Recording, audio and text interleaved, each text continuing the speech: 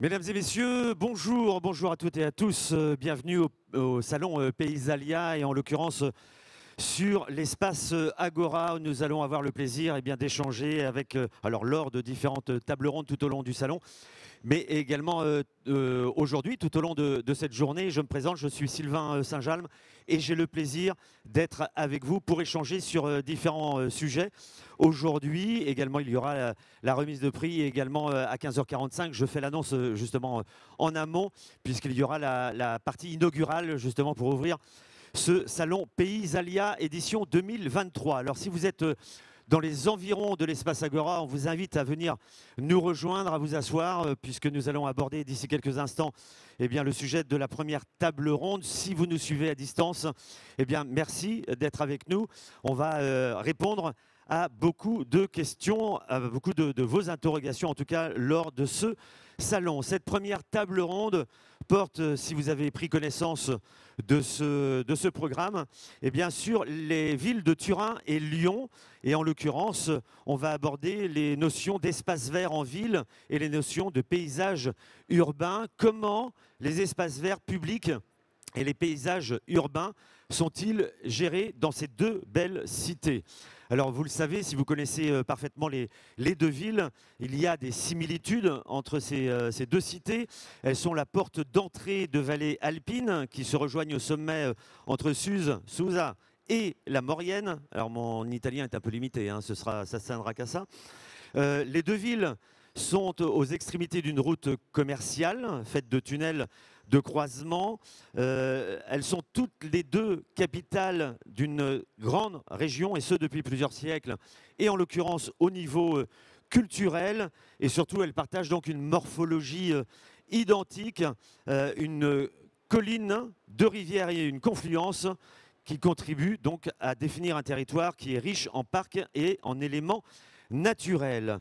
Alors nous allons échanger lors de cette table ronde sur les actions mises en place à Turin et à Lyon. Donc on fera, on va dire, un partage de bonnes pratiques sur ce plateau. Et pour cela, je vous invite à accueillir, à force d'applaudissements nourris et chaleureux, s'il vous plaît, nos invités qui me rejoignent sur le plateau, s'il vous plaît.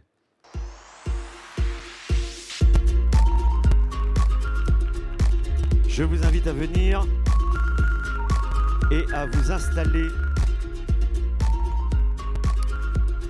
Je vous en prie.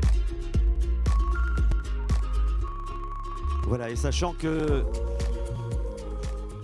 nous allons donc échanger de façon on ne peut plus spontanée, je vais vous présenter donc nominativement nos invités qui nous font le plaisir d'être avec nous aujourd'hui. Nous avons Francesco Tresso, adjoint au maire de Turin en charge de la végétalisation et entretien de la ville. Merci d'être avec nous. Bonjour. Gauthier Chapuis, adjoint au maire de Lyon en charge de la biodiversité, végétalisation et conditions animales et alimentation. Si j'ai bien tout, c'est ça, c'est parfait. Merci également d'être avec nous. Marco Minari, j'essaye d'avoir l'accent un peu italien, hein, voilà. Vous êtes architecte et paysagiste, conseiller national AIAPP. Vous nous donnerez certainement des informations concernant cette appellation. Nous aurions dû avoir Delio Zanzotera, mais je vous en parle d'ici quelques secondes puisqu'il a un mot à vous dire à distance, donc en vidéo. Nous avons Jean-Marie Rogel, vice-président de l'association Ortis, le réseau des responsables espace nature en ville. Donc vous nous parlerez également de vos actions et vous êtes en l'occurrence, donc vous rayonnez en l'occurrence sur la métropole lyonnaise puisque vous êtes en charge des schémas directeurs des parcs et de la végétalisation. Merci également d'être avec nous. Et enfin, Roberto Giolalti.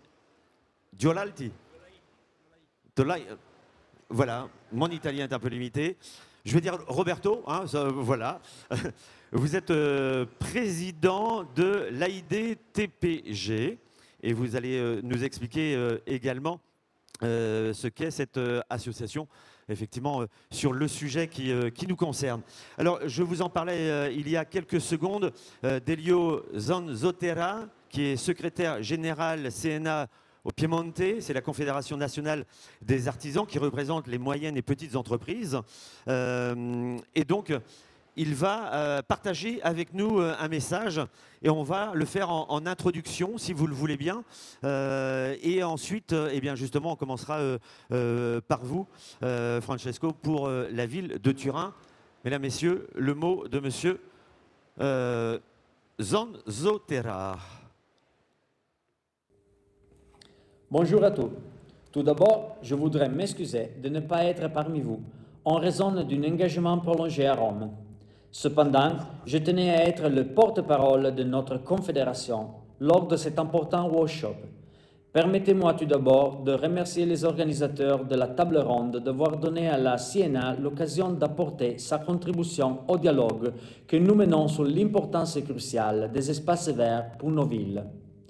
La Siena, la Confédération nationale de l'artisanat et des petites entreprises, que j'ai l'honneur de représenter, est un syndicat qui associe principalement des entreprises artisanales du secteur manufacturier et du secteur des services, y compris de nombreuses entreprises opérant dans le secteur public de la gestion des espaces verts. Dans le Piémont, nous représentons environ 30 000 entreprises artisanales et des petites industries. De ce point de vue, la Siena joue un rôle essentiel dans la formation de professionnels compétents, l'actualisation des profils professionnels existants et le développement de nouvelles compétences pour répondre à la demande croissante de travail dans le secteur. Les fonctions des espaces verts urbains en métier de contrôle environnemental sont multiples. Les arbres, éléments fondamentaux de l'écosystème urbain, agissent comme des puits de carbone réduisant les effets du changement climatique et améliorant le microclimat local, ce qui permet de réduire jusqu'à 50% la consommation d'énergie pour le chauffage. En outre, le placement stratégique des arbres contribue à rafraîchir l'air et à réduire la demande de climatisation. Des avantages souhaitables pour une ville comme Turin, qui compte parmi les plus peuplées d'Italie. Les espaces verts agissent donc comme des filtres naturels qui contribuent à rendre nos villes plus saines et plus agréables. Ils favorisent également un mode de vie actif et servant des lieux de convivialité. Les forêts urbaines et les espaces verts sont un autre des facteurs de relance du tourisme et créent des opportunités d'emploi contribuant au développement d'une économie durable et ayant donc un rôle significatif d'un point de vue socio-économique. Selon ce critère, la réduction en Italie des fonds destinés à la régénération urbaine par le plan national de relance et de résilience ne va donc pas dans le sens voulu ci-dessus. Quels sont les acteurs appelés à contribuer à la programmation et à la planification pour orienter les investissements et les politiques dans le système vert urbain public? Une programmation qui tienne compte de ce qui a été dit précédemment. Évidemment, les acteurs assis à cette table, les représentants des administrateurs locaux, les associations professionnelles, patronales et commerciales, et bien sûr les différents acteurs impliqués dans la gestion et la réalisation des espaces verts. Le rôle d'une organisation telle que la CNA se révèle donc crucial dans ce contexte. La formation des professionnels qui administrent les espaces verts permet non seulement d'assurer un entretien approprié de ces espaces, mais aussi d'ouvrir de nouveaux emplois, encourageant ainsi des économies locales résilientes et solides. Les professionnels des espaces verts que nous formons contribuent à la beauté des villes, mais doivent posséder des compétences qui vont au-delà de l'esthétique. Il est essentiel qu'ils soient en mesure de garantir les éléments fondamentaux d'une transformation verte en adoptant des pratiques et des technologies qui réduisent la pollution et favorisent des économies d'énergie, transformant ainsi les villes en des lieux plus éco-durables et plus agréables à habiter. Ces professionnels doivent non seulement s'occuper des parcs et des jardins, mais aussi se percevoir comme des vrais acteurs de la durabilité. La formation doit leur permettre de mettre en œuvre des solutions innovatives et pratiques qui profitent à l'ensemble de la communauté et contribuant activement à la transformation de villes et environnements plus écologiques et plus sains. En résumé, investir dans la formation et le développement des compétences pour la gestion des espaces verts est essentiel pour le bien-être environnemental, social et économique de nos communautés. Je vous remercie tous de votre attention et de votre présence. Voilà, même s'il n'est pas là, effectivement, on peut applaudir. Hein, de toute façon, on lui transmettra les applaudissements. Alors, on a eu justement de la part de M. Zanzotera, on va dire, une vision très large, hein, puisqu'il a abordé beaucoup d'axes différents. Je fais une petite parenthèse. Si vous avez besoin de traduction, if you need a translation, we have all the equipment. If you need it. Donc ça, c'est la première chose, si vous avez besoin de traduction. Ensuite, on aura une partie dédiée à vos questions. Donc si vous avez des questions à poser à nos intervenants, on est à votre disposition. Je viendrai vers vous et je vous tendrai le micro. Merci d'avance. Alors, comme je le disais, on a vu avec Monsieur Zanzotera, on a eu une vision globale, on a abordé plusieurs sujets. Quels sont, et c'est là où on va commencer à échanger entre nous, quelles sont les perspectives et les challenges justement respectifs à relever en termes de création et d'entretien des espaces verts, parce que l'entretien, ça c'est aussi une part importante, c'est pas le tout, on va dire, de planter ou de végétaliser, mais il faut aussi avoir cette vision à long terme. Et quelles sont les actions en termes de protection et de promotion du paysage urbain? On va faire justement le focus sur deux villes. On va commencer par vous, Francesco, justement, qui êtes adjoint à la mairie de Turin. Ça marche, il n'y a pas besoin d'appuyer sur le bouton. Et alors, le micro bien près, effectivement, du menton.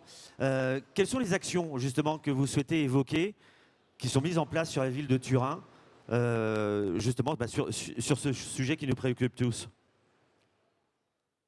Bon, merci, bonjour à tout le monde. Je m'excuse en avant pour mon français, c'est pas impeccable du tout. Et si. J'éprouverai à me faire comprendre, sinon on va virer en anglais, mais en toute façon, j'éprouve. Merci aussi à Pesalia, et je trouve que c'est vraiment très intéressant ces rencontres, car la question c'est, vous avez déjà dit qu'il y a des liaisons très fortes entre Turin et Lyon. Oui. En fait, ce sont deux villes qui partagent des similitudes très importantes, aussi géomorphologiques. On a deux villes qui ont un système de rivières. Lyon avec deux rivières très importantes, Turin a 4 rivières, les Pô et 3 tributaires, la colline, un système de verre très, comment dire, capillaire. À Turin, on a 55 grands parcs et dans la même façon, on a plus que 350 jardins de quartier. Ça, c'est un réseau très important aussi car on peut dire que c'est un verre très important aussi en comparaison de la population avec la surface d'espace vert. Oui. On a plus que 40 mètres carrés de verre pour chaque personne. Et ça, c'est aussi un défi que les deux villes font ensemble réfléchir sur qu'est-ce que seront les villes en 2050. C'est-à-dire 2050, car c'est l'objectif que le Green Deal européen a posé, non, pour la neutralité. Et l'espace vert joue un rôle très important. C'est-à-dire que pour nous, on a maintenant en train d'imaginer un système, par exemple les grands parcs, qui vont contribuer à le nouveau, comment dire, fonction que le verre doit assolver, c'est-à-dire en multifonction de l'espace vert. Aujourd'hui, pour nous, les parcs, ce sont aujourd'hui, surtout après la pandémie par exemple, et aussi pour les énormes significants sociaux que le vert représente, ce sont des espaces où on peut faire des sports, on peut faire de la culture, on peut faire de l'inclusion. Surtout, c'est un espace qui donne de la santé Et vous avez remarqué, pardon, hein, je vous coupe, et vous avez remarqué donc après le Covid que ça avait encore plus d'importance? Absolument oui. Et quand on était obligé à ne pas sortir de la ville, Ouais. il a apprécié beaucoup plusieurs. On a un système de verre aussi à Turin qui c'est très capillaire, mais il y a 4 rivières qui constituent des corridors bleu et vert, très importants aussi pour la biodiversité, qui connectent aussi le système de la colline, qui c'est très important. On a à Turin à peu près 170 000 arbres dans la ville, mais il n'y en a plus que 200 000 dans la colline. C'est-à-dire il y a aussi la colline, il y a un réseau de sentiers qui sont très, très proches du centre-ville. Et vraiment, ça, c'est très important. Mais aussi, par exemple, il y a des parcs à Turin où il y a des communautés sud-américaines qui, la dimanche, célèbrent la messe. Bon, ça, c'est en fonction aussi, c'est-à-dire, vraiment, ça, c'est l'espace public pour tout. Ouais. Et alors, on est en train, par exemple, avec un financement très important donné par l'Europe, par le Plan national de résilience, entre notre parc historique, le Valentino, qui c'est notre tête d'or, on peut dire. C'est un grand parc sur la Fleuve, sur le pont, imaginé dans le 19e siècle. Et maintenant, on va installer dans un précédent bâtiment la nouvelle bibliothèque de Turin, une grande bibliothèque, en partageant les espaces aussi avec l'université et l'école polytechnique, c'est-à-dire il sera un grand campus dans le vert. Et aussi en pensant en nouvelles fonctions, déimperméabilisant les routes dans le parc, on va déimperméabiliser quelque chose comme 60 000 mètres carrés. C'est-à-dire ce sont 15 champs de football ensemble, déimperméabilisés. Mais alors l'objectif justement de débitumer, de désimperméabiliser, pour ceux qui n'auraient peut-être pas forcément cette notion, quelle est l'utilité? L'utilité, c'est... parce que ça fait partie des grosses actions, des actions... Exactement. Ouais. Ça, c'est en question, on appelle en termes techniques de l'invariance hydraulique. C'est-à-dire que surtout maintenant, quand les phénomènes de pluie se sont très intenses et très rapides, c'est important d'avoir des terrains qui sont perméables, aussi pas alimenter en faisant trop forte le système de drainage public. Et puis, encore, on est en train de développer des projets. Aussi, on a appelé des quartiers résilients. On a commencé avec 3 expériments dans 3 zones qui sont situées dans la première ceinture industrialisée. Ce sont des quartiers très grises, pas verts. Par contre, il y a des banlieues qui sont très, très vieilles et ont été réalisées pendant les années 70, 90. Mais ça, ce sont la première ceinture entre les zones. Ce sont des quartiers très grises. On va réaliser des systèmes toujours de pavimentation avec des systèmes perméables en réduisant la vitesse des voitures et en plantant des arbres avec des banques, avec des systèmes. Aussi, c'est un quartier qui est plus, plus douce, aussi plus. Il y a des services aussi, il y a des possibilités de rencontrer, et aussi dans une qualité de verte qui donne aussi, par exemple, la possibilité de s'asseoir à l'ombre. Ça, c'est très important. Il y a la possibilité de diminuer la température de 3-4 oui, c'est ce qu'évoquait justement M. Zanzotella justement, à sa vidéo où il parlait effectivement de façon globale. Le fait de végétaliser permet également de réduire la température, et d'autant plus qu'année après année, on voit que c'est de plus en plus c'est fondamental. Il faut penser vraiment à une espace. C'est vrai que dans le 2050, il y aura le 70% de la population qui vivra dans les grandes villes. Oui. Il faut dire qu'ils vont imaginer des nouveaux modèles de communautés urbaines qui vivent dans un environnement qui est plus vert, plus soutenable. Alors j'aimerais justement qu'on puisse avoir aussi le regard de Gauthier Chapuis, donc adjoint au maire de la ville de Lyon, justement en termes d'action, puisque justement Francesco nous a parlé de différentes actions, on a parlé de désimperméabilisation, j'ai répété avant cette table ronde parce que c'est pas très facile à dire, pourtant le propos est extrêmement clair. Quelles sont les actions justement emblématiques, parce qu'on a vu qu'il y avait des similitudes, vous vous reconnaissez certainement dans les actions qui sont portées à Turin? Alors, bonjour à tous et merci à toutes et merci pour l'invitation.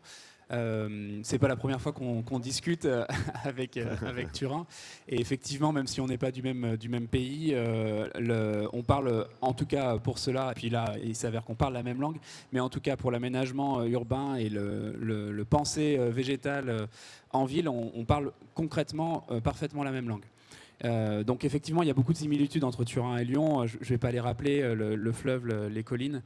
Et également le regard que l'on a sur l'aménagement urbain aujourd'hui, les espaces verts qui ne sont plus, comme le disait monsieur dans la vidéo, là, qui ne sont plus que en fait, paysagers, mais qui en viennent être au centre finalement de l'aménagement.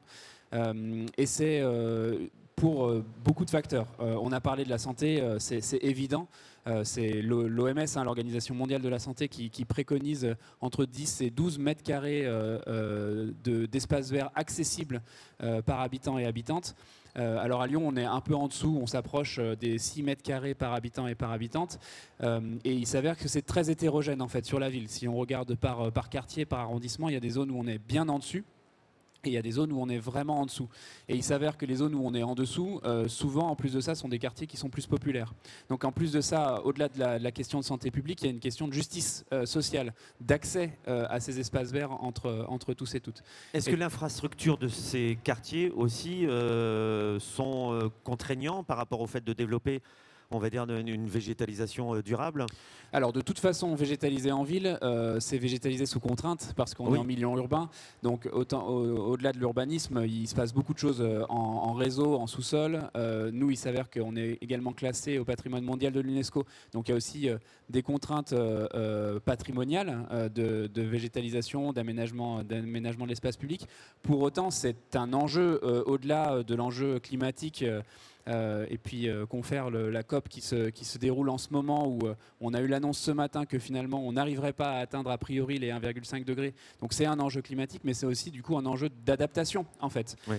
Comme vous le disiez, 70% d'habitants et d'habitantes en ville d'ici 2050, en fait c'est aussi un enjeu de faire en sorte que les villes qui ont des millénaires, hein, Lyon c'est plus de 2000 ans d'histoire, restent vivables en 2050. Donc c'est ce que l'on fait, c'est ce que l'on fait massivement autour de 3 choses, la végétalisation, l'eau et la terre. Enfin, c'est vraiment ce triptyque-là qui permet de recréer des îlots de fraîcheur, qui permet de recréer de la fraîcheur en ville. Qu'est-ce que vous entendez par terre pour que effectivement ça soit alors le végétal, on en a beaucoup parlé, mais il est important de ne pas planter que des grands arbres, de planter également toute strate végétale en ville. La terre, on en a parlé avec la désimperméabilisation, le retour de la pleine terre. Et l'eau, c'est justement de ne pas couper ce cycle avec le béton et de faire en sorte que le cycle de l'eau soit continu. Ça a un enjeu de rafraîchissement évident, puis ça a un enjeu également de ressources pour ce que l'on plante finalement, comme on va être aussi contraint par les périodes de grande sécheresse durant les fortes chaleurs ou les canicules. Ça a aussi un enjeu de pouvoir récupérer cette eau. Sur la terre, en fait, ce que l'on se rend compte, c'est que c'est cet équilibre-là d'espace naturel que l'on peut rencontrer quand on rentre dans un grand parc ou que l'on rentre même au-delà de ça dans une forêt. C'est tout cet équilibre-là qui fait la fraîcheur. Et donc c'est ce que l'on essaye de reproduire en ville sur tout niveau, c'est-à-dire les grands parcs qu'on redensifie en termes de végétalisation, où on replante massivement du végétal. Les plus petits espaces, les squares ou les jardins, où là on essaie de gagner en fait sur le bitume pour agrandir les espaces et faire en sorte de faire des îlots de fraîcheur, de lutter contre les îlots de chaleur au niveau des quartiers. Et puisque ce qu'on le fait également à encore plus petite échelle avec ce que l'on appelle les jardins de rue, c'est comment en fait les habitants et les habitantes peuvent aussi contribuer à la végétalisation de la ville avec décrouter des petits bouts de trottoir pour installer des grimpantes ou massifier, agrandir les pieds d'arbres pour également replanter pour le coup plus en participation citoyenne. Alors, depuis le début de notre table ronde, justement, et puis je vais vous demander votre avis, évidemment, puisque vous êtes et architecte et paysagiste, donc ce sera intéressant de voir quelles sont les solutions auxquelles on peut penser, qui sont mises en place. Je voudrais simplement revenir sur cette notion, oui, de terre, parce que est-ce que, alors pleine terre, là, on comprend. Y a-t-il des endroits, parce qu'on parle souvent de, ben voilà, on plante, on replante, on végétalise, etc. Donc là, c'est la main de l'homme. Mais est-ce qu'il y a des zones qui sont finalement qui se gèrent toutes seules? Finalement, on laisse la nature se faire, enfin faire d'elle-même. Est-ce que en pleine ville, il existe des espaces comme ça? Je ne sais pas, à Turin ou à Lyon? La réponse est oui. Comme on Très a bien. des collines, Je suis ravi. voilà.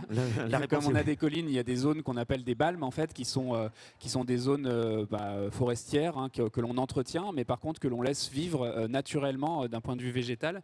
Donc les balmes, c'est en fait les contreforts des collines.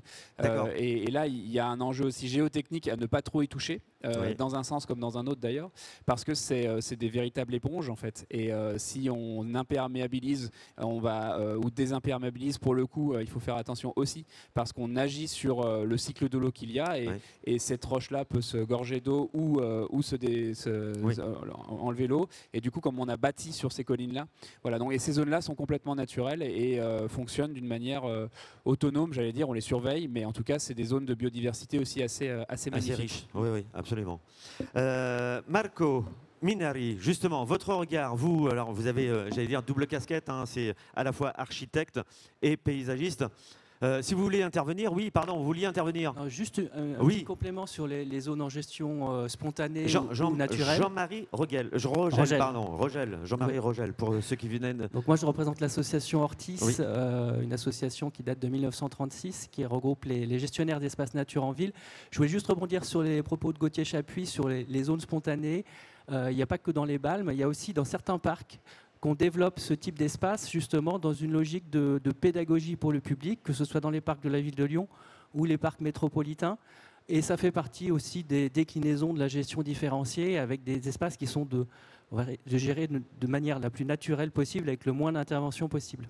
Et ce qui, j'imagine, recrée au niveau de la faune et de la flore. L'objectif, bien sûr, c'est de privilégier la biodiversité et les équilibres écologiques. En fait, voilà, c'est un tout de toute façon. Ce cercle qu'il faut maintenir. Votre regard justement sur justement la gestion du paysage urbain. Tout à l'heure, je parlais effectivement qu'il y avait des contraintes peut-être architecturales, des contraintes. Monsieur Gauthier, pardon, disait qu'effectivement, quand on a un patrimoine historique, eh ben, on ne peut pas faire tout ce qu'on veut. Quel est votre regard ? Bonjour à tous et merci à Paisalia pour l'invitation. Excusez-moi si mon français n'est pas parfait, mais je parlerai français.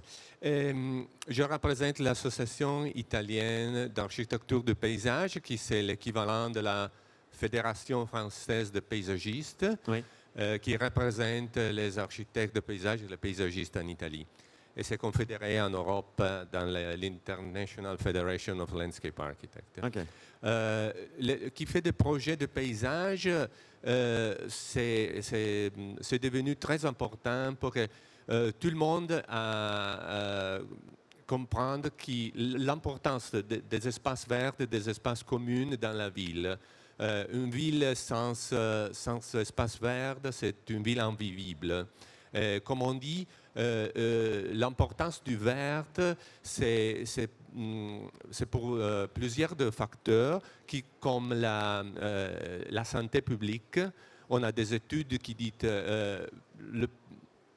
où la quantité de vert est importante, pas seulement la santé physique, mais aussi la santé mentale des personnes est meilleure. Les espaces verts réduisent la pollution atmosphérique de l'air, mais aussi la pollution sonore de bruit dans la ville. Et ils réduisent les températures avec les îlots de chaleur. Comme on disait, c'est fondamental de dépaver l'asphalte pour rendre le terrain, pour améliorer le drainage. Et ce qu'on dit et que nous pensons que l'importance, c'est que le projet des espaces verts, aussi comme l'aménagement, la maintenance des espaces verts, doit faire des professionnels. Des professionnels parce que on a très importance combien coûte l'aménagement. Mais aussi, dans les dernières années, c'est changé complètement la végétation. Avec les températures qui sont augmentées, il y a différents arbres et végétation qui ont à changer complètement la façon de projeter. Il y avait des arbres qui vivaient à notre latitude. Il y a plusieurs ans qui maintenant ils ne résistent pas. Pourquoi il y a le météo maintenant à Turin l'année passée, il y avait 6 mois avec pas de la pluie. Oui. Et depuis, il arrive dans une journée la pluie d'une année. C'est vraiment difficile. D'abord, on dit, ouais, alors on fait de dry garden. Oui. Ouais, mais depuis, non, il y a beaucoup de pluie. Oui, le jardin, il doit faire de drainage dans quelques heures pour toute la pluie qui vient. Ce que veut dire est que pour projeter les espaces publics, il faut vraiment avoir de professionnels qui vont à collaborer avec la publique administration et des professionnels pour projeter et des professionnels pour aménager, pour faire de la maintenance de l'espace public. C'est fondamental. Et je crois que là, vous dites un mot effectivement qui est important. La maintenance, ça veut dire que ce n'est pas à court terme, puisque la maintenance, généralement, c'est pour faire durer le fonctionnement. Et ça, je crois que c'est un élément assez essentiel, puisqu'on a peut-être le sentiment, alors je ne sais pas si c'est le cas pour vous, mais quelquefois on a le sentiment que ponctuellement, on va planter le jardin est vivant. 500 Ouais. arbres. Ok, hop, ça y est, c'est bon, ça c'est fait, on est tranquille jusqu'à 2150. Le jardin est vivant, il va changer chaque année. Oui. Et chaque année, il faut faire changer, être sûr que qu'est-ce que nous avons fait, il fonctionne, pour que tout le monde puisse être Concerné avec par les choses. les nouveaux espaces. Oui, effectivement, et justement, ce sera peut-être justement une question à laquelle il faudra peut-être répondre, c'est quelles sont les difficultés justement de ce développement de végétalisation, puisque alors il y a des questions de financement aussi, certainement, ça c'est base. Il y a peut-être des oppositions aussi, puisque le citadin qui a sa voiture, lui il veut garder son asphalte. Bon, on va pas non plus enlever toutes les routes des villes, évidemment, ni tous les pavés pour avoir que de la terre qui va pouvoir drainer l'eau. Enfin, voilà, je pense que c'est un sujet et ce serait intéressant d'avoir justement votre vision à ce niveau-là. Jean-Marie, si vous...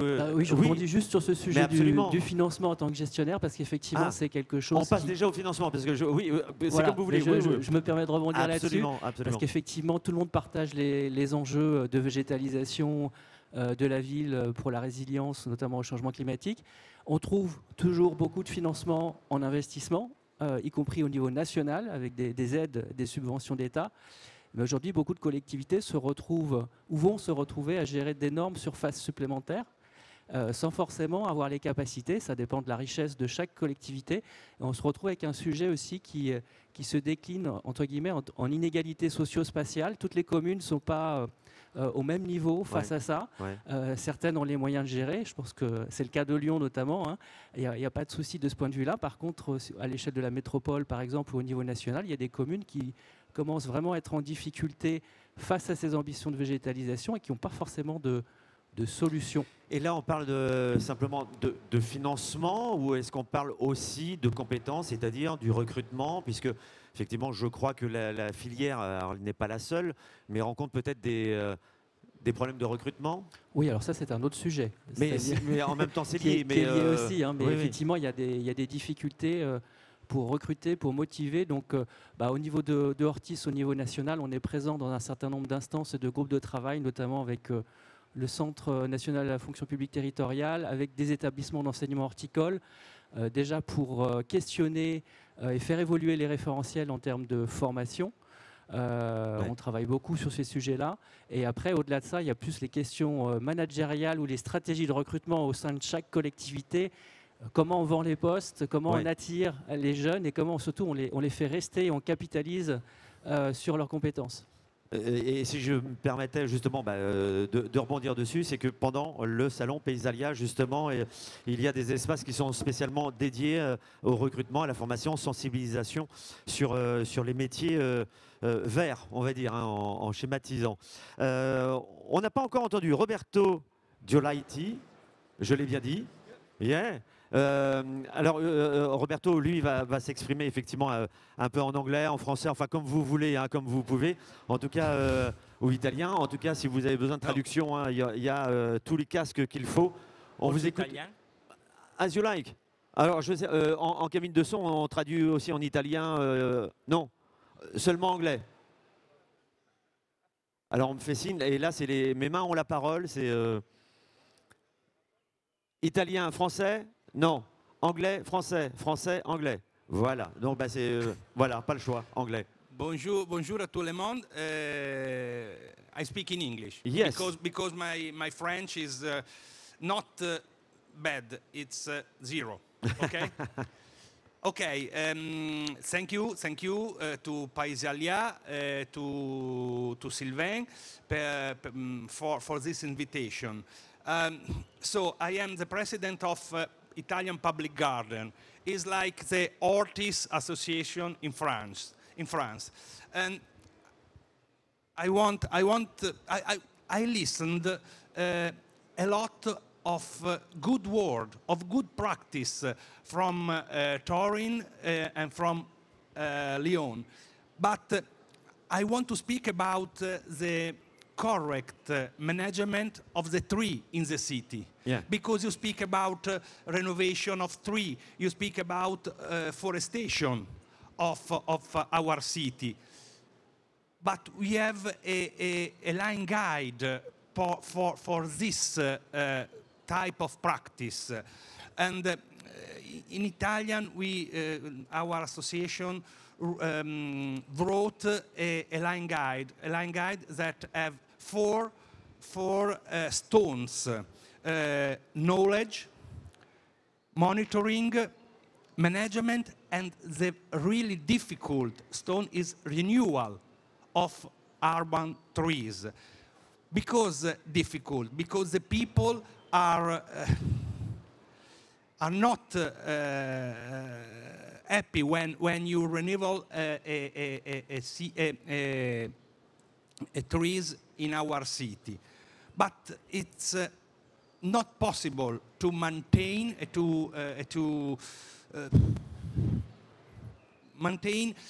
our trees. Why?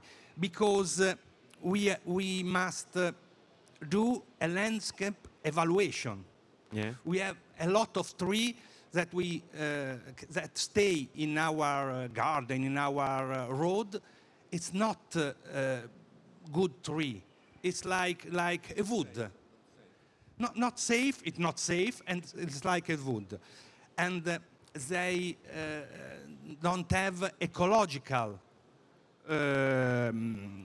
action, and they don't have environmental action. So we must renew the trees, because our trees is senescence. It's old trees, because our trees must be secure, Yeah. safe, and we must have a improvement of aesthetic quality of our garden.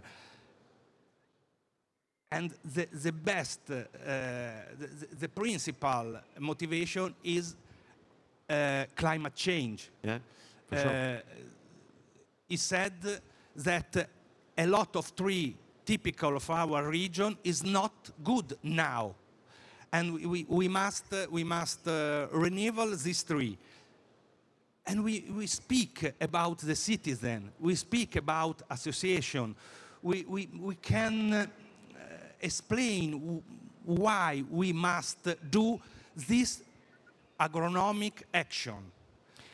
Because I think that the urban forest is like a natural forest and have a lot of good action for our climatic environment in city.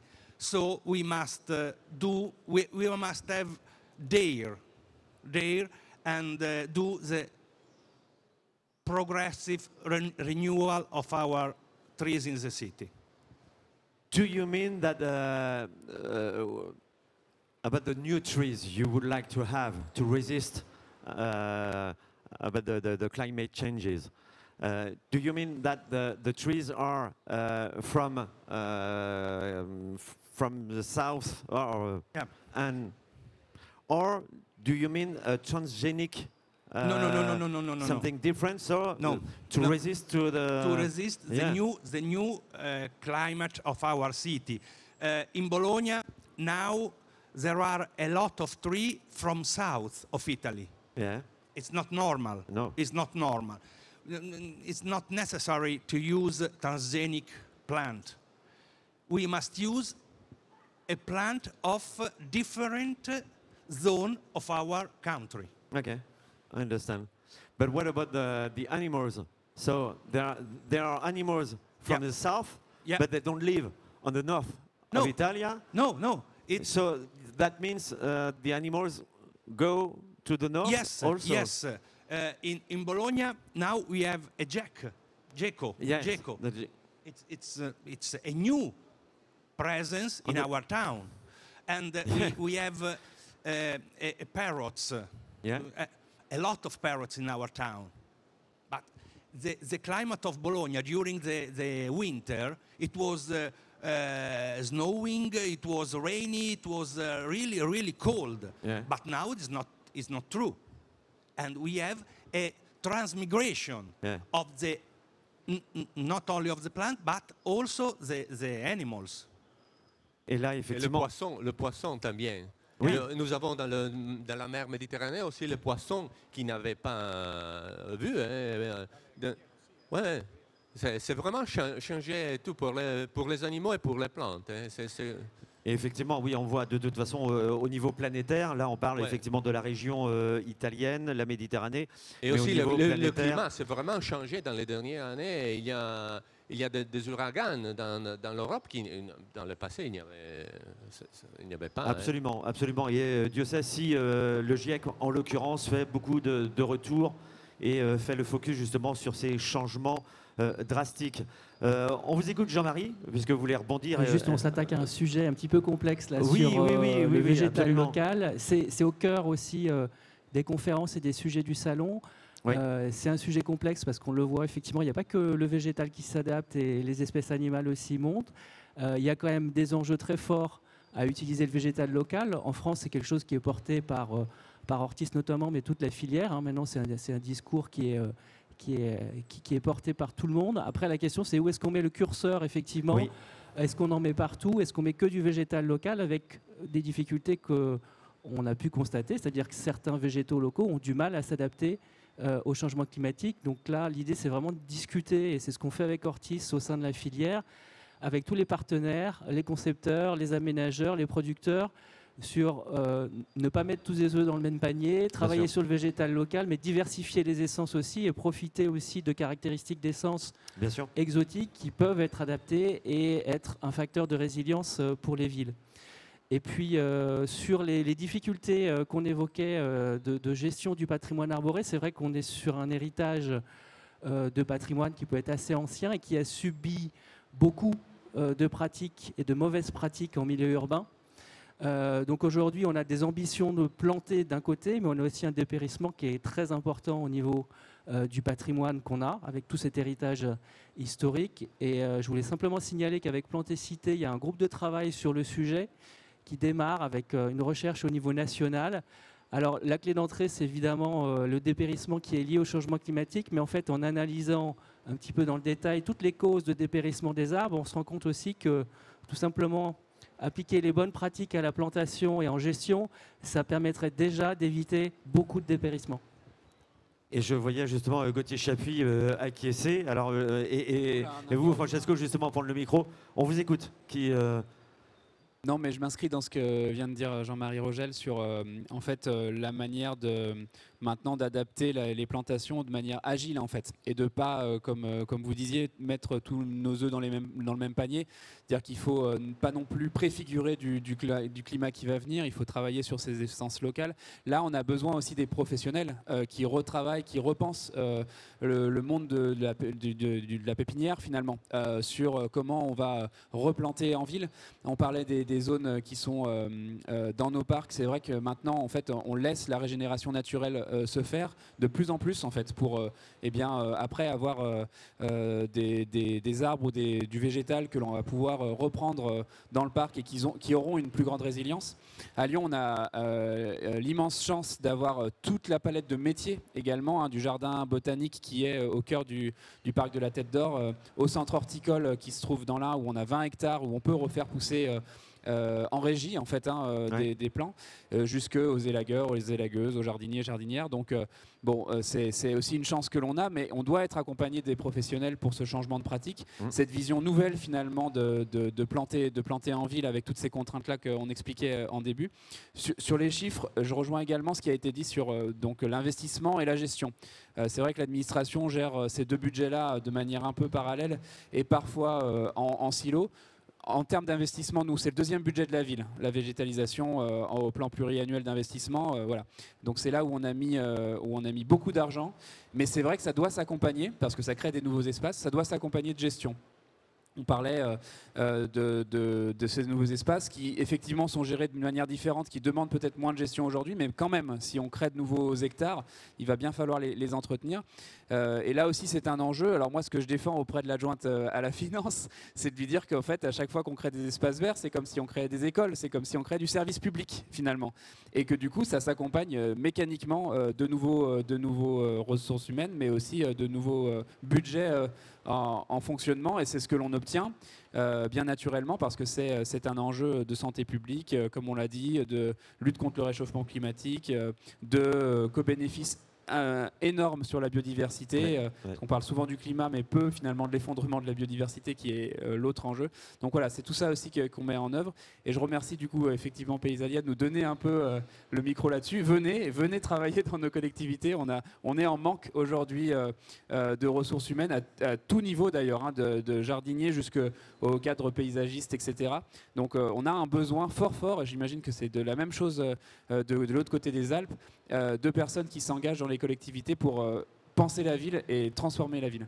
Alors je crois que là le message est on ne peut plus clair, donc partagez justement cette bonne parole autour de vous, échanger sur ce sujet.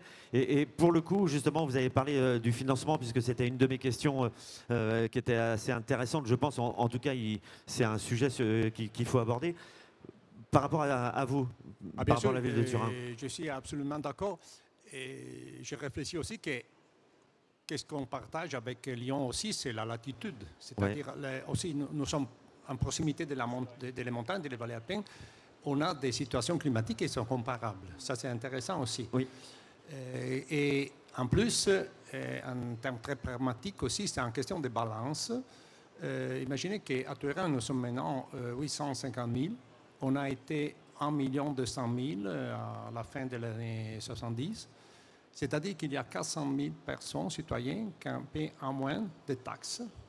Mais le système de verre, c'est toujours le même et il a besoin de majeures expenses, des investissements plus grands. Ouais. Car si on pense qu'est-ce que était l'été de 2022, pardon. À Turin, il y a eu l'été plus chaud et la sécheresse plus sérieuse, importante, après 250. Le débit de le fleuve, de le Pô, c'était 1/3 de la débit normale pendant le mois d'août. Et on a perdu plus que 3000 arbres. est maintenant en train de réimplanter. On a déjà planté plus que 2000. Mais aussi le niveau de l'eau souterraine qui s'est abattu de 2 mètres, 3 mètres, ça c'est terrible pour les arbres. Et ça, il s'agit d'investissements plus grands, mais dans une situation de balance il faut vraiment penser, comme tu as dit après, qu'il faut penser que c'est un investissement pas seulement dans la végétation, mais dans les services sociaux, dans la santé. On a calculé que pour chaque euro, on a fait un studio de calculer le service écosystémique que le système de verre va à gérer dans la vie de terrain. Et on peut démontrer par des paramètres scientifiques que chaque euro d'investissement, on va obtenir 10 euros en termes de service écosystémique général. Vous imaginez le système de fluvial. On a à peu près 70 km de couloirs bleus, 150 systèmes de berges, mais avec un débit. Et par contre, dans le printemps successif, il y avait un crue très important aussi. Ça, c'est complètement différent. Et aussi, une autre chose qui est très importante est la façon d'expliquer tout ça à les citoyens. Aussi car la communication, il va être une question fondamentale. On a toujours maintenant des contestations quand on va, aussi pour des questions de sécurité. Il y a des arbres qui ne sont pas sécurs. Et j'ai aussi la protection civile, le management de leçons, des choses comme ça.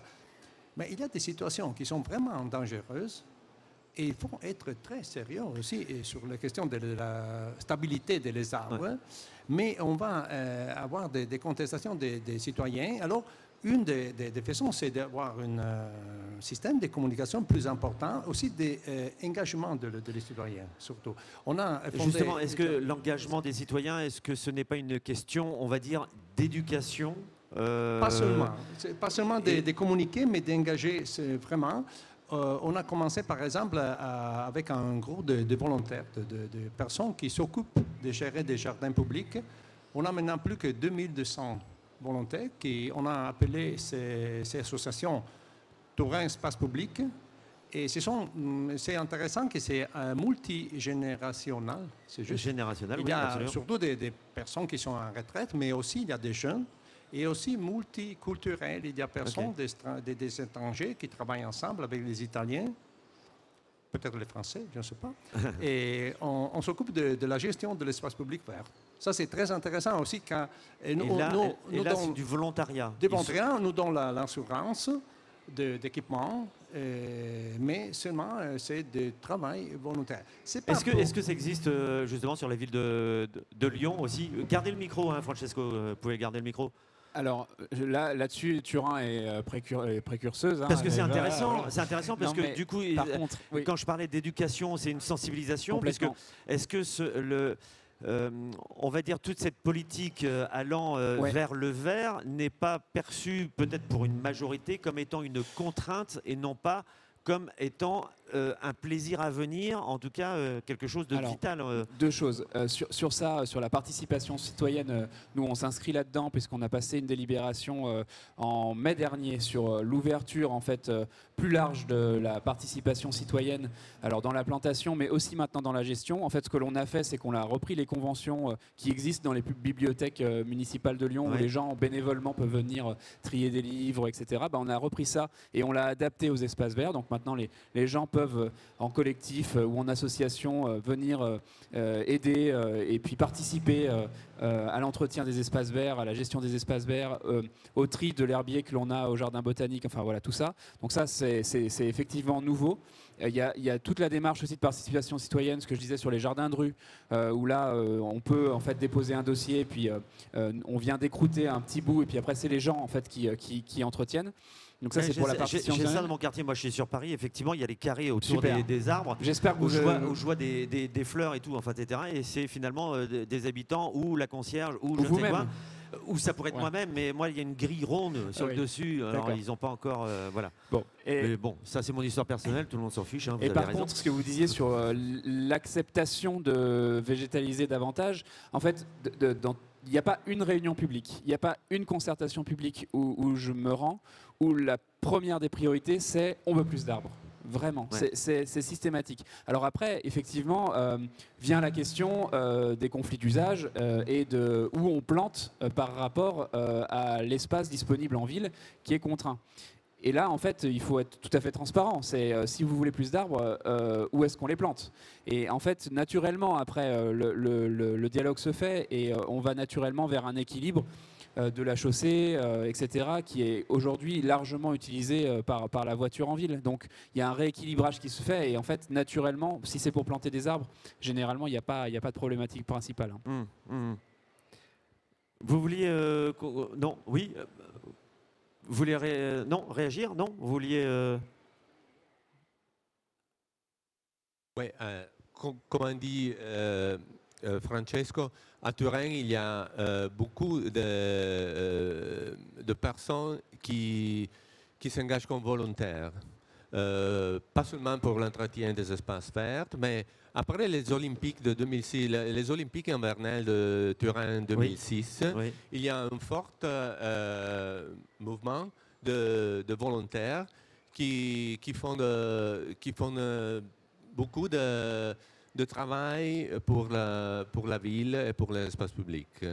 Et ceci, c'est très intéressant, comme on dit, c'est transversal comme âge et comme culture, mais qui fondit, et c'est tout le travail de management et de conservation, il faut faire sur la surveillance de personnel spécialisé pour dire et pour faire la correcte opération, le correct management qu'il faut faire pour que chaque plante, chaque espace vert a des besoins différents. Absolument, absolument. Parce qu'une mauvaise entretien peut être néfaste. Plus que ne faire rien. Oui, en tout cas, ça peut créer plus de mal que de bien à long terme. On va peut-être évoquer aussi un dernier sujet, mais je voudrais savoir si dans le public, vous avez des questions. Si vous avez des questions par rapport à ce qui a été évoqué, en l'occurrence justement sur les différentes actions entre la ville de Turin et la ville de Lyon, et aussi un peu plus largement. Ah non, monsieur se gratte, je pensais qu'il allait... lève la main, il se gratte. Non, il ne veut pas de questions. Vous avez évoqué au niveau de la... Ici, il y a une question. Eh ben voilà, merci beaucoup. Voilà. On vous écoute. Voilà ma question, c'est en investissement, oui, il y a beaucoup plus d'aides de l'État aussi, par exemple pour les projets en rue ou autres. Est-ce qu'il y a des aides de l'État aussi pour tout ce qui est gestion derrière des nouveaux aménagements? Est-ce que ça pourrait aider en fait? Sur la gestion, oui. La gestion des aménagements. Alors, c'est plutôt une compétence. Merci pour la question. Oui, c'est plutôt une compétence ville, après en gestion les espaces verts, un peu métropolitaine sur Lyon parce que on a un équilibre un peu particulier où la métropole s'occupe des arbres d'alignement et la ville du reste. Donc non, l'État va venir investir et après en gestion de toute manière, c'est la ville qui va récupérer. En fait, actuellement, ça ne fait pas partie des périmètres identifiés d'aide en fonctionnement dans les périmètres en rue, mais c'est un vrai sujet, en fait, parce qu'effectivement, sur ces quartiers de renouvellement urbain, il y a beaucoup d'investissements sur le végétal, mais il n'y a pas l'aide en fonctionnement qui va avec. Donc aujourd'hui, ce n'est pas forcément décliné, mais ça a déjà été évoqué, demandé, ça viendra peut-être un jour. Il faut espérer effectivement que ça vienne. Chez nous, c'est pareil. On a un programme très important avec un financement gouvernatif qui s'appelle la forestation urbaine. Et ça, c'est géré par la ville métropolitaine. Nous avons à Turin, en ville métropolitaine, c'est un peu marrant, il y a plus que 300 municipalités. C'est-à-dire on a des municipalités qui sont dans la montagne, à 2000 mètres d'altitude, et avec peut-être 100 habitants. Et Turin, qui est une grande ville. Ça. c'est un peu grand l'extension. Mais en toute façon, la forestation urbaine, c'est au niveau des villes métropolitaines. Et puis on gère la gestion par la ville.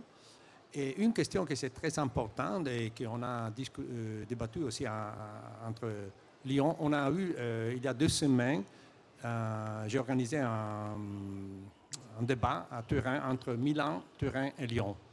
Et il est venu Pierre Attazan, le vice-président, c'est juste. Et en fait, c'est intéressant de voir comme à Turin, par exemple, nous avions dans le passé une très forte école de jardiniers, Oui. une école de jardins publics. Et on avait, dans l'année, au début de l'année 2000, plus que 200 jardiniers. Maintenant, on a 35 seulement. Et on a 2000 hectares de verre. C'est plus que c'est-à-dire, par question de bilan, on va externaliser des fonctions. Mais qu'est-ce que Roberto, je crois que c'est d'accord, c'est très important que les fonctionnaires publics maintiennent un niveau de compétence très fort aussi pour la gestion du verre municipal. Milan, par contre, a complètement externalisé, une outsourcing, tout avec un contrat de full service. Et nous sommes à la moitié entre Milan et Lyon, qui a encore une très forte corps de jardiniers. Et pour nous, ce n'est pas plus possible. On avait vraiment aussi, il y a une tradition, une question de passer des compétences et des connaissances aussi très, très liées au niveau local de le système de l'verre public. Ça, c'est très important de ne pas le perdre. Aussi, c'est très difficile par la question de balance que j'ai appelée en avant. Alors, au-delà de la formation, il y a le transfert de compétences, effectivement, la formation pour que ça devienne pérenne, en fait, en maintenance, comme on l'évoquait tout à l'heure. Oui, Roberto. 3 words. Yes. Only 3. Compétence, participation, and formation. With these 3 words, we can have a good management of our green areas in city. 3, like liberté, égalité. J'aime beaucoup l'image. Merci beaucoup, justement. Au moins, les mots comme ça, on les retient, surtout idée par 3, c'est efficace. Est-ce que quelqu'un aurait d'autres questions dans le public? Oui? Non? Dernier sujet, puisqu'on arrive quasi au terme, ça fait 1 heure maintenant, puisque les tables rondes justement durent un peu 1 heure. Il y a un sujet que vous avez évoqué, Francesco, quand vous avez parlé du pot, où le niveau du pot était extrêmement bas. Les nappes phréatiques descendent. On parle de désimperméabilisation. On voit qu'il y a des catastrophes avec l'eau qui tombe, l'eau d'une année qui tombe en un jour, ben, elle ne reste pas dans le sol. Comment, aussi bien au niveau de Lyon et de Turin, comment optimiser la gestion de l'eau? Puisque sans eau, les arbres, vous aurez beau les planter, ils ne vont pas durer.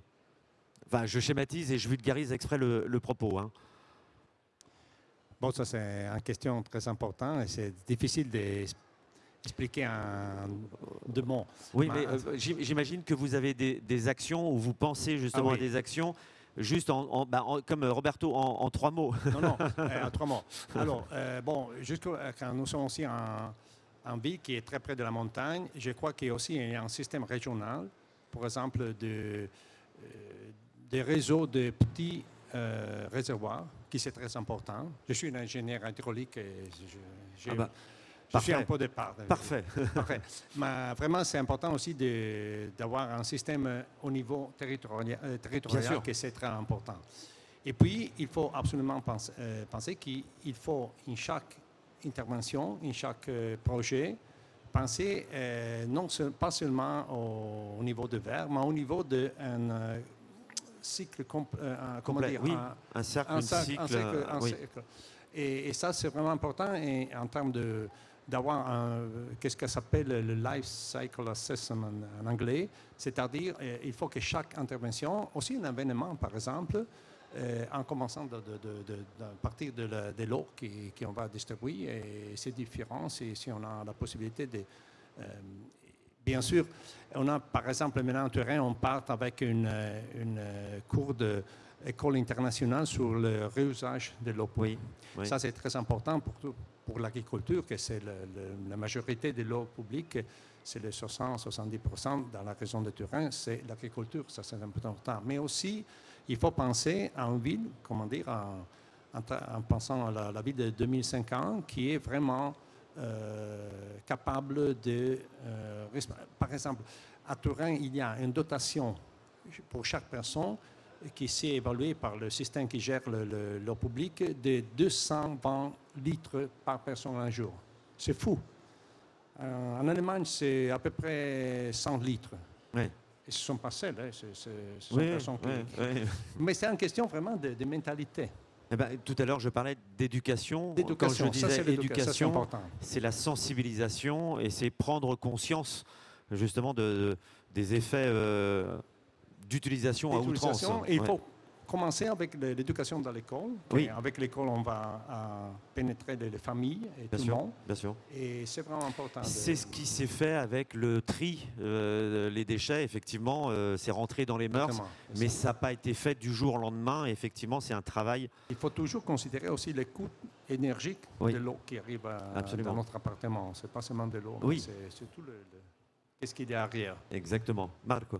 Pour la gestion de l'eau, dans tous les nouveaux projets qu'on fait pour un bâtiment, il faut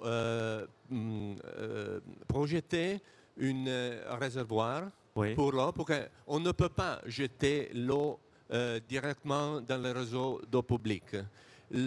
C'est pourquoi dans les orages, dans les gros pluies, l'eau doit aller avant dans le réservoir et depuis, lentement, il peut aller dans le réseau public.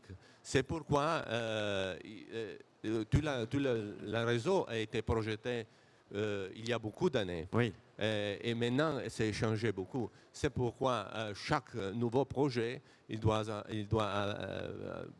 concepter un réservoir, parce que la réseau n'est pas plus capable de gérer tous les pluies, les orages, de ce qui existait avant, en fait, par rapport à l'infrastructure. Voilà, effectivement, l'infrastructure, on va dire peut-être au sous-sol, justement, tout ce qui est canalisation et compagnie, était adapté il y a 20, 30, 50 ans, et maintenant ça change. Et le réservoir, on peut utiliser aussi pour l'irrigation des espaces verts. Aussi. Oui, avant, je peux utiliser l'eau pour l'irrigation, et depuis, il peut aller dans le réseau. Gauthier Chapuis, et il y aura une question. Très rapidement sur l'eau, on est dans la même démarche à Lyon qu'à Turin. Il faut voir en fait l'eau comme une ressource et plus comme un déchet. Voilà. Aujourd'hui, l'eau qui tombe est mise dans les canalisations et retraitée. Il faut vraiment le voir comme une ressource excessivement précieuse et rare. Je vais prendre l'exemple sur l'éducation de ce que l'on fait dans les cours d'école, qu'on appelle les projets de cours nature. Donc, c'est désimperméabiliser finalement les cours d'école. Donc, ça a un sens sur tout ce qu'on s'est dit avant, de récupérer l'eau, végétaliser, îlots de fraîcheur, etc. Ça a aussi un sens formidable pour l'éducation. Parce qu'on le pense, cette désimperméabilisation des cours d'école et des crèches à la ville avec les enfants.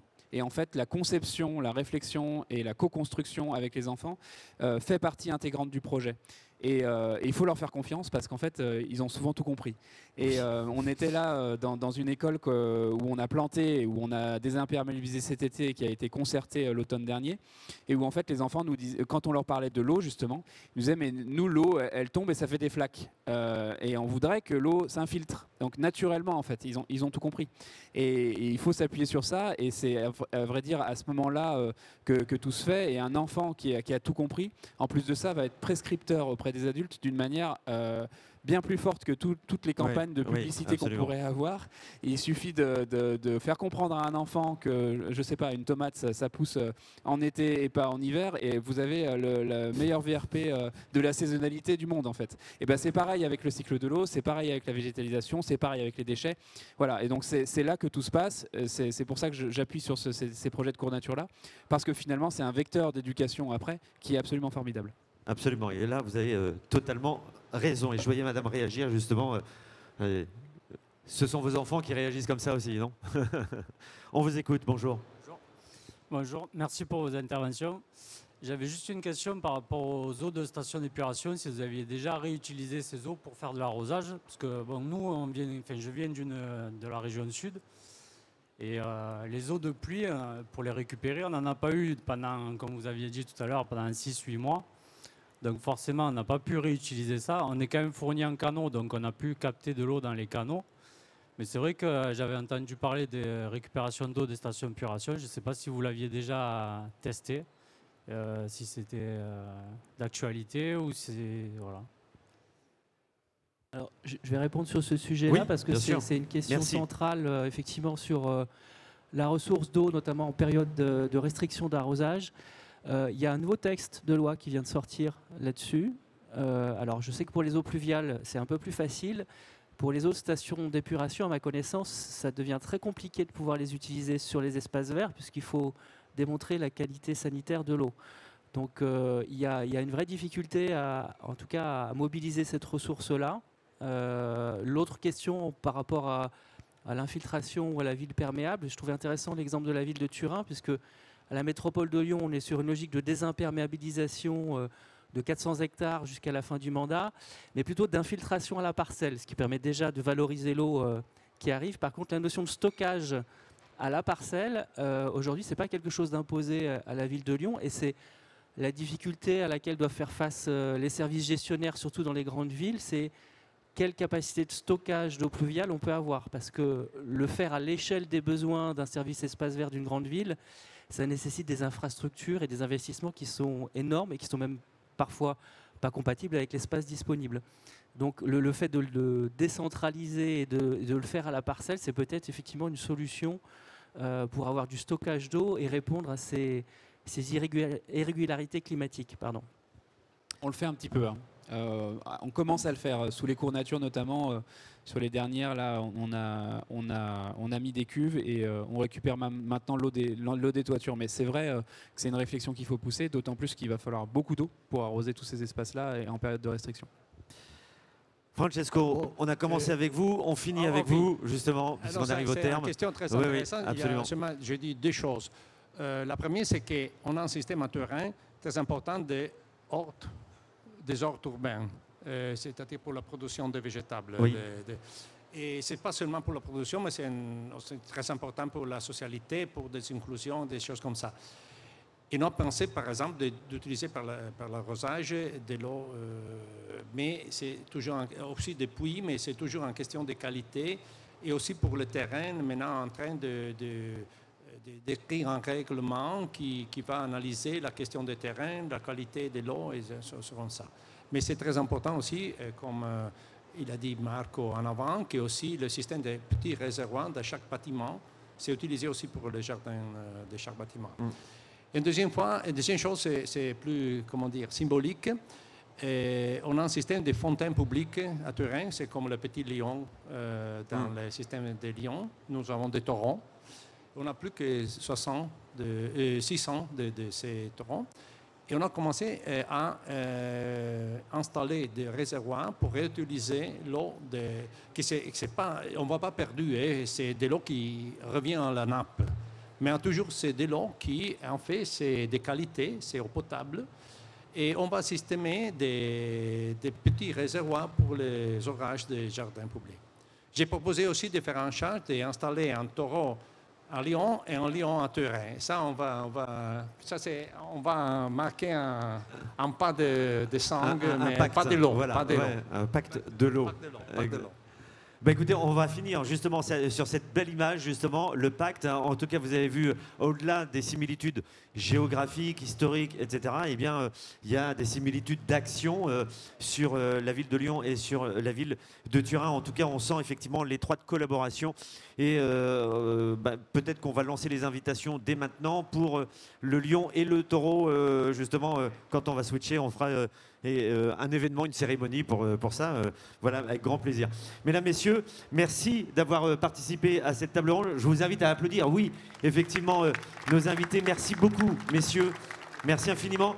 Si vous avez des questions peut-être plus particulières à poser à nos invités, juste en descendant de scène, n'hésitez pas à aller à leur rencontre et ils se feront un plaisir, je pense, de répondre à vos questions. Merci infiniment.